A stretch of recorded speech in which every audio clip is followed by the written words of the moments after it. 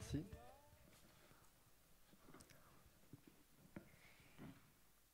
Bonjour. C'est pas exactement le début de la présentation, je crois. On y arrive. Donc bonjour, enchanté, je m'appelle Antonin Assier, merci pour cette présentation. Si je suis ici, c'est parce que j'ai un pouvoir assez sympathique, c'est celui de pouvoir programmer, de pouvoir hacker, de pouvoir paramétrer vos cerveaux.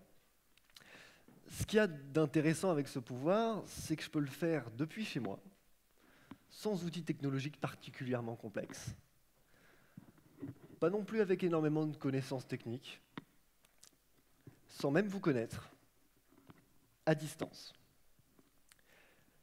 C'est assez stylé. Aujourd'hui, si je suis là, du coup, c'est pour vous apprendre à faire ça. À vous apprendre à paramétrer des cerveaux. Seulement, avant de vous livrer ce secret, je vais vous parler justement du petit parcours qui m'a amené à maîtriser ce grand pouvoir. Je me suis intéressé à la philosophie vers à peu près 13-14 ans, alors que j'entrais dans une librairie pour acheter des romans. Il y avait sur un petit présentoir, à côté de la caisse, des ouvrages à 1 euro. Ils étaient en supplément. À partir du moment où on avait acheté n'importe quel roman, on pouvait avoir un ouvrage supplémentaire. Je me suis donc intéressé à ce petit livre rouge. Donc, ce n'est pas celui du président chinois avec les citations. Hein. Ce livre rouge s'appelle L'utilité de l'inutile par Nussio Ordine. Et ça développe en fait tout autour du fait qu'il y a une profonde utilité dans les choses qui sont inutiles. Ça peut sembler absurde. Ça peut sembler terriblement absurde. Seulement, moi, à l'époque, j'étais au collège, et donc l'utilité, apparemment, c'était juste d'être efficace, d'avoir des bonnes notes, et c'était ce qui rendait tout le monde heureux. C'était une utilité qui se rapportait par rapport à des résultats, par rapport à un paramètre qui pouvait être chiffré. L'utilité de l'inutile, qu'est-ce que c'est? C'est tout ce qu'il y a finalement dans l'humanité. C'est cet interstice dans toutes les choses inutiles qui finalement se révèlent utiles pour le soi. Je m'explique. Aujourd'hui, justement, avoir des bonnes notes à l'époque, c'était quelque chose de terriblement utile. Seulement, toutes les choses à côté le sont aussi terriblement. C'est-à-dire toutes les choses que l'on peut faire sans attendre de résultats. C'est passer du temps avec ses amis, c'est justement lire un livre, toutes ces choses qui font l'humanité. Et c'est ce qui est développé dans cet ouvrage. J'ai donc commencé ma première aventure inutile. C'est-à-dire que j'ai lancé un blog. Vu que personne ne voulait parler de philo avec moi, j'ai donc décidé de parler tout seul de philosophie sur Internet. Ce blog-là, il était terriblement inutile, dans le sens où, si on regardait les résultats qu'il y avait sur mon back-office WordPress, il y avait approximativement 40 lecteurs par mois, à peu près 6 abonnés à la newsletter. C'était pas dingue. Concrètement, c'était pas dingue au niveau des résultats. Cependant, là où j'en tirais une profonde utilité, c'était justement dans le fait de pouvoir me dire que j'avais lu un livre, et derrière ça, après l'avoir lu, je pouvais dire à des gens « Regardez, c'est sympa », et en plus, je pouvais me prouver à moi-même que je l'avais compris. C'est là que je trouvais cette utilité. Ensuite, je me suis dirigé vers d'autres supports. YouTube, le petit mardi, comme ça a été mentionné. YouTube vraiment pour le support numérique, parce que c'est ce qui est en vogue, c'est ce qui fonctionne, c'est là où l'attention est, c'est là où les gens sont. Le petit mardi, c'est un petit peu différent. J'ai fait la rencontre de Guillaume Bénèche, que vous connaissez peut-être. Et derrière, j'ai commencé à rédiger des articles de philosophie dans le magazine, puis de petit à petit, on s'est mieux entendu. Et aujourd'hui, je suis associé avec Guillaume dans cette aventure-là. L'idée du Petit Mardi, c'est de produire un magazine pour les jeunes, par les jeunes, donc écrit par les 15-25, pour les 15-25, diffusé à 35 000 exemplaires dans toute la France. Ce pouvoir-là, de programmer les cerveaux, vous irez me questionner en quoi justement est-ce que mes expériences que je viens de vous citer me permettent justement de programmer des cerveaux. Enfin, ça semble totalement absurde, juste je fais des vidéos sur Internet et derrière j'écris des trucs dans un magazine, ça n'a rien de spécialement extraordinaire. Seulement, ce qu'il faut savoir sur le cerveau, justement pour introduire ça, c'est qu'il est terriblement malléable. Aujourd'hui, on sait qu'entre 0 et 5 ans, il y a 250 000 neurones qui se forment dans le cerveau de l'enfant par seconde. En parallèle de ça, on a 1000 synapses qui se forment par seconde dans le même cerveau. 1000 connexions du coup entre les neurones.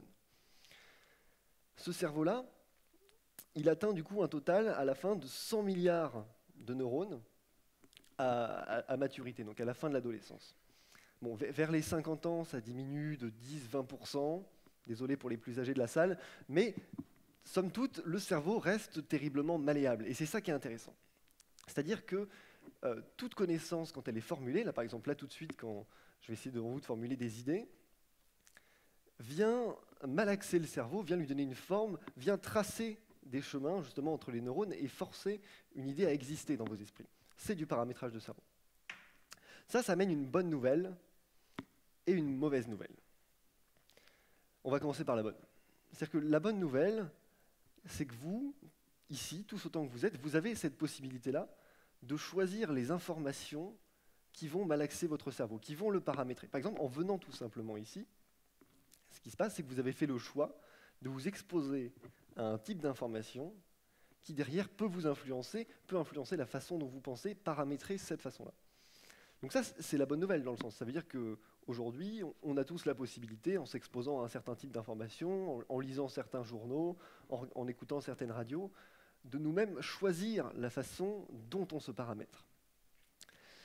Derrière, c'est aussi une mauvaise nouvelle, parce que le revers de la pièce de toutes les informations qu'on choisit, auxquelles on choisit de faire face, c'est toutes les informations face auxquelles on ne choisit pas d'être présent et réceptif. Ces informations-là, je les ai divisées pour vous en 3 catégories. La première catégorie, c'est la publicité. Assez simplement, la publicité est omniprésente. Aujourd'hui, il y a énormément de neuroscientifiques, plus que des marketeurs, qui réfléchissent justement au fonctionnement de la publicité. C'est-à-dire que c'est vraiment quelque chose qui vient chercher à paramétrer la façon dont on pense, plus que juste indiquer la présence ou l'existence d'un produit. C'est quelque chose qui va essayer de pousser et de créer des comportements d'achat. Un exemple assez banal, vous avez sûrement vu déjà cette publicité pour la fameuse chaîne de fast-food, dont je ne citerai pas le nom. Cette publicité-là, en quoi est-ce qu'elle est intéressante? C'est les neurosciences ont trouvé en fait que l'on était plus réceptif à une publicité lorsque le logo de la marque n'était pas présent dessus. Je m'explique.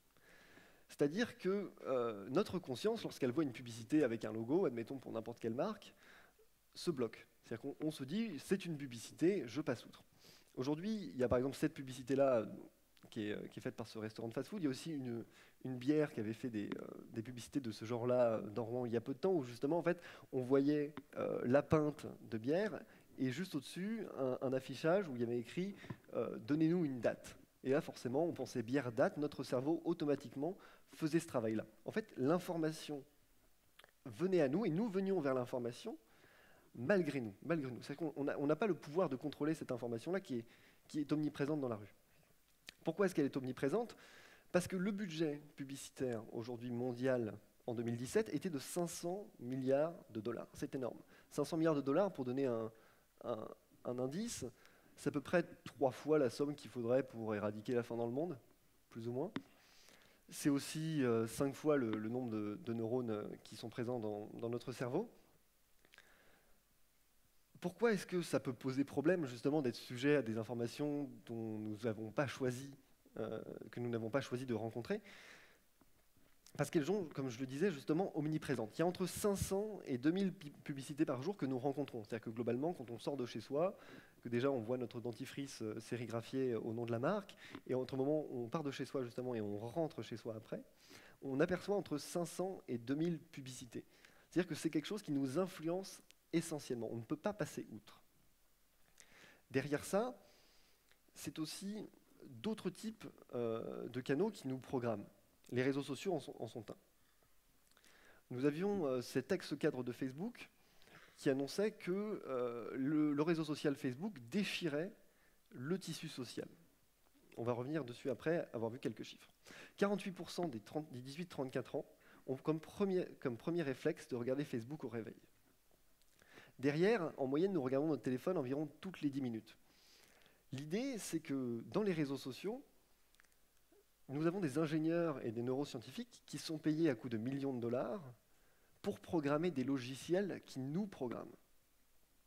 Je m'explique. Par exemple, quand on voit le système tout simple du like que tout le monde connaît, ou ceux un peu moins connus, par exemple, du fil d'actualité infini qu'on peut retrouver dans la partie explorée de Instagram ou même dans le fil d'actualité de Facebook, ces choses-là, en fait, sont faites pour créer une accoutumance, pour faire en sorte que nous restions toujours sur notre téléphone à chercher ces nouvelles informations. Justement, en fait, ce que disait Chamath Palihapitiya, c'était que nous avons créé ces outils sociaux, ces outils qui déchirent le tissu social, dans le sens où justement, en fait, ces outils techniques viennent se substituer à un contact social réel.